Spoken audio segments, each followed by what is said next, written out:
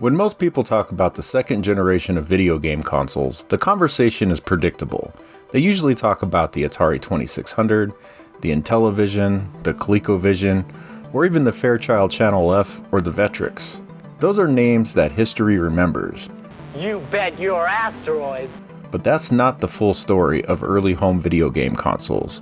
Between 1976 and 1983, during what many call the golden age before the video game crash of '83, dozens of companies entered in the home video game market. Electronic giants, toy manufacturers, European engineering firms, Japanese innovators. Some lasted a few years, and some barely survived a single holiday season. But every one of them helped shape the future of retro gaming history. Today, we're diving deep into the forgotten second generation of consoles that time has almost all but erased.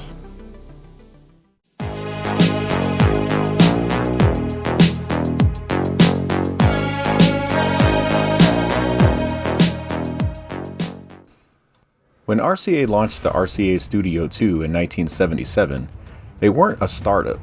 They were one of the largest electronic companies in America.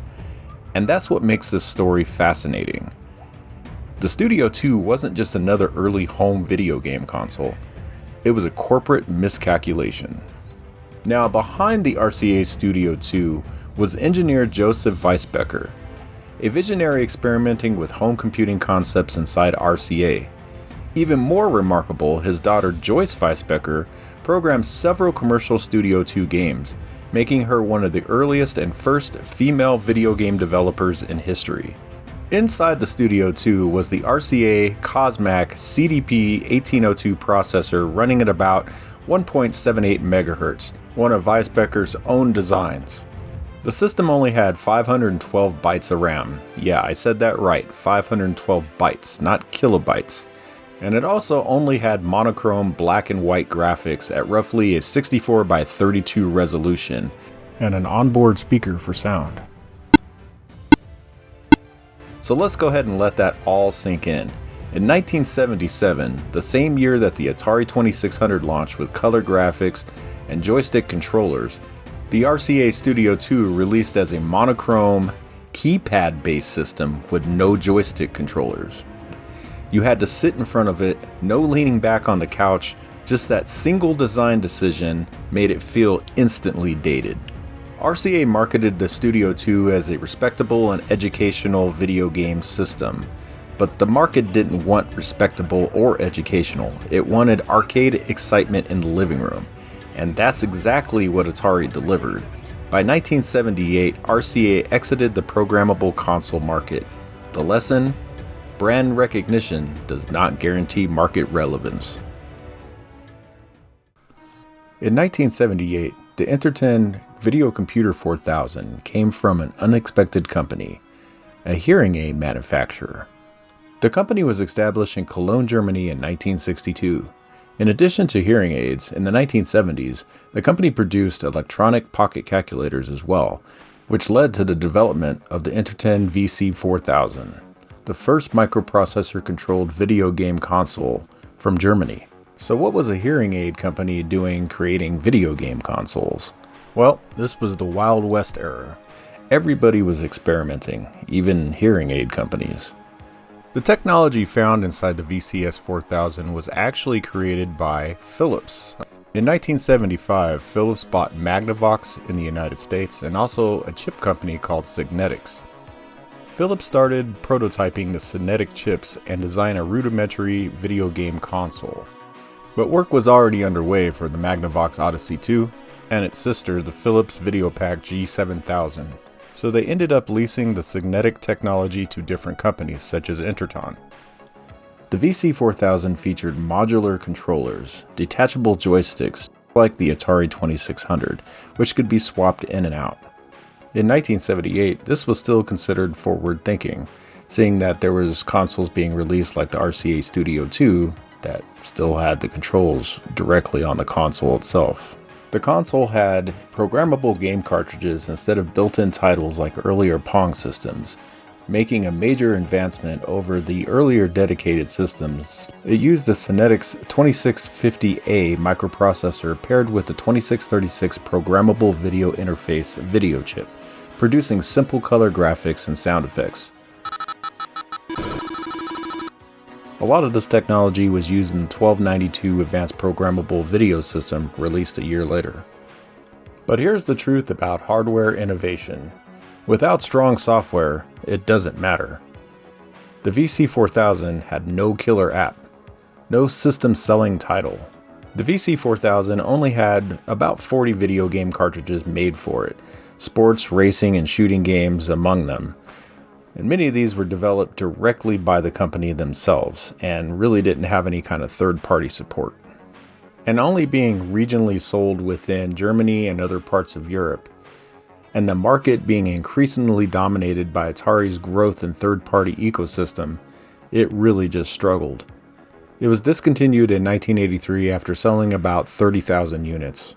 But it still represents Europe's confidence in producing engineer-driven video game systems.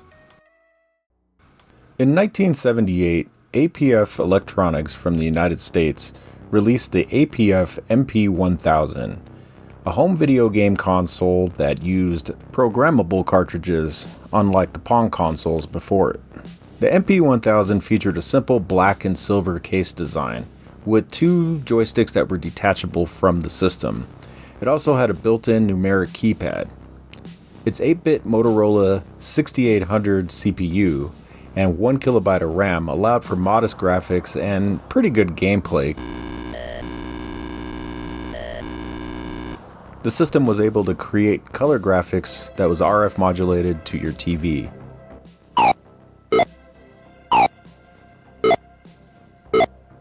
About 12 games were released for the system and included arcade-style titles like Rocket Patrol, Brickdown, and in games like Backgammon. Graphics were simple and sound was not all that great, but it did push the system's limitations at the time and showed what could be achieved with a little bit of grit and a little bit of experimentation. The MP1000 failed to find a good share in the market. With systems like the Atari 2600 and the Magnavox Odyssey 2, it just could not do very well. And with that, APF took another approach to the system. Why not convert it into a computer? So then they released peripherals to call it the Imagination Machine, which basically combined the console with a keyboard and a cassette drive to form an early hybrid console computer machine. This didn't work out, and the system had a very short lifespan of only just a couple years. The system confused consumers. They didn't know whether it was a video game console or a computer, and shortly after their discontinuance, went bankrupt and out of business. In 1979, Europe attempted something bold. The 1292 Advanced Programmable Video System wasn't just a single unified console, it was an ecosystem. Something more like the later MSX computers did. Manufactured by different companies and brand names across Germany, the UK, France, and Australia. The 1292 APVS really brought about that clone culture that you saw later on, such as the Atari 2600 clones in Brazil, and like the NES clones all over the world. The APVS systems were powered by a Synetics 2650 CPU running at 0.887 MHz. They had a very limited color palette and also very low quality sound. See, the strategy here wasn't power, it was price and accessibility in the European market. Its fragmentation became its own downfall. With no unified branding and no exclusive games for the system, and it really never had its own identity, seeing that so many different companies were making it in so many different countries. While Atari was a global brand, Europe built a hardware family, and families without leadership just struggled to compete. It was discontinued in 1983, selling under 100,000 units for all the brands involved. In 1979, Bandai released the Bandai SuperVision 8000 in Japan. It signaled the company's switching transition from dedicated Pong-style consoles to programmable ROM cartridge-based consoles. It also made Bandai the first video game manufacturer in Japan to have programmable ROM cartridges, beating Nintendo out by almost 4 years. Now under the hood, this thing was actually quite the powerhouse.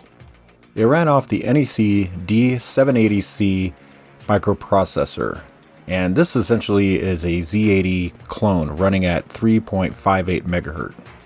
Video was provided by the Video Display Generator, an AMI S68047, which in turn was also a clone of the Motorola 6847 VDG. And sound was provided by the General Instruments AY38910, a PSG that had 3-channel sound and 1 channel of noise. The system was undeniably powerful for its time, however it never really caught on. With no third-party support, only 7 games were made for the system, games like Missile Vader and Beam Galaxian. These games had simple graphics and basic sound, just not great quality games, and this is because they were rushed out. Despite its innovative use of cartridges, the SuperVision 8000 struggled commercially. Its limited library, high price, and timing prevented wide adoption. However, it holds a historical value as one of Japan's earliest programmable consoles, and an important precursor to Bandai's later ventures in gaming. The console was discontinued in 1982, selling only about 50,000 units. In 1981, electronic manufacturer Epoch decided to walk away from dedicated consoles as well, and entered into the programmable ROM cartridge video game console market, making them the second company to do this in Japan. Design of the console took a lot of cues from the RCA Studio II, putting the controllers directly on the console itself, with buttons and knobs used to actually control the games. This proved to be an unwise choice, but made the console look distinctive. Now, as far as the hardware inside the system, it was really different. Epoch designed the system kind of like Mattel designed the Microvision.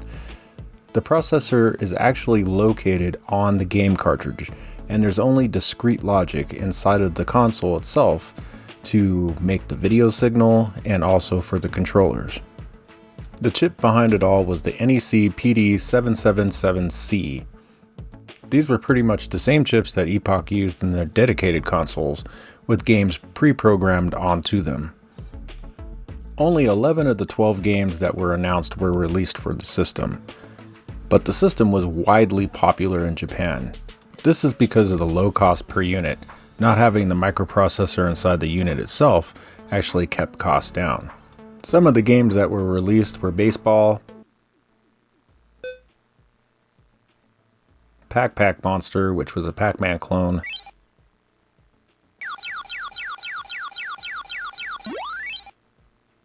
and Galaxian. The system was actually so popular that Epoch could not keep up with production, so they started production of an even further cost-reduced version called the Cassette Vision Jr. This system was 5,000 yen cheaper, but lacked support for the light gun. This proved to be a good business decision, reducing cost and time used in manufacturing. But unfortunately for Epoch, Nintendo released the Famicom just a few days earlier, with its superior graphics and sound. Also, Sega released the SG-1000 on that same day as well, giving too much competition to Epoch and essentially killing off the Cassette Vision. All in all, the Cassette Vision was a pretty popular and successful product, selling over 400,000 units, and being Japan's first successful programmable ROM system. In 1981, VTech released the CreatiVision. At the time, VTech was a relatively unknown electronic manufacturer from Hong Kong, and it was at this time that VTech decided to jump on the computer game system bandwagon. This system was not only designed to be a game console, but also a full-blown computer, albeit a very slow and low-powered one. The The CreatiVision's design had two detachable joystick controllers that also served as a full QWERTY keyboard when they were docked into the console base. They also sold a keyboard separately that you could take the two joysticks out and put that keyboard right where the joysticks would go, giving the system the appearance of a full-blown computer. It was powered by a 6502A processor, common among early 8-bit computers, and featured only 1 kilobyte of RAM. The system's video and audio capabilities were similar to early second-generation consoles, providing modest graphics and sound by early 1980s standards. The console ran on cartridge-based games covering arcade and educational genres, such as Auto Chase,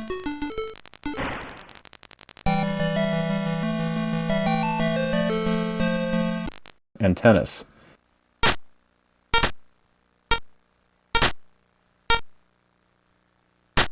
With the optional keyboard and basic interpreter cartridge, users could write and execute simple computer programs, which turned the CreatiVision into a rudimentary home computer.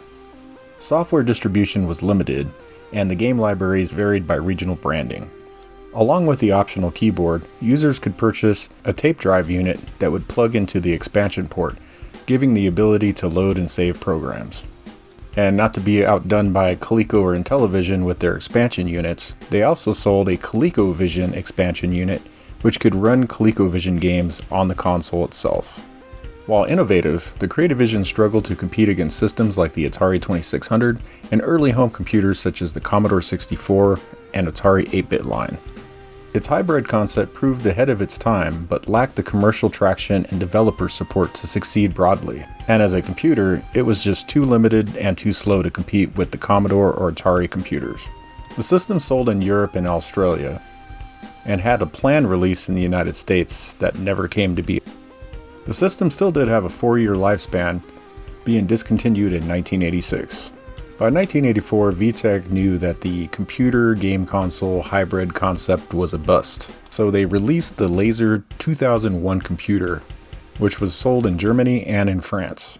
Based on the CreatiVision hardware, it was also compatible with its games and software. The CreatiVision had 18 game cartridges officially released for the console, most of it being games, but there was some computer software cartridges as well. In Australia and New Zealand, the CreatiVision was rebranded the Dick Smith Wizard. Dick Smith created their own cartridges, and there were 41 games released under the Dick Smith Wizard brand. Today, it's a relatively hard system to find and to collect for, but it definitely piques the interest of collectors that are interested in the early experiments converging gaming and personal computing into one system. And if you enjoyed this video, don't forget to hit that like, that subscribe, and that notification bell. And if you want to help support the channel, consider becoming a member or dropping a super down below. And thanks for joining us on this look at video game consoles that history forgot. Game over, man. It's game over.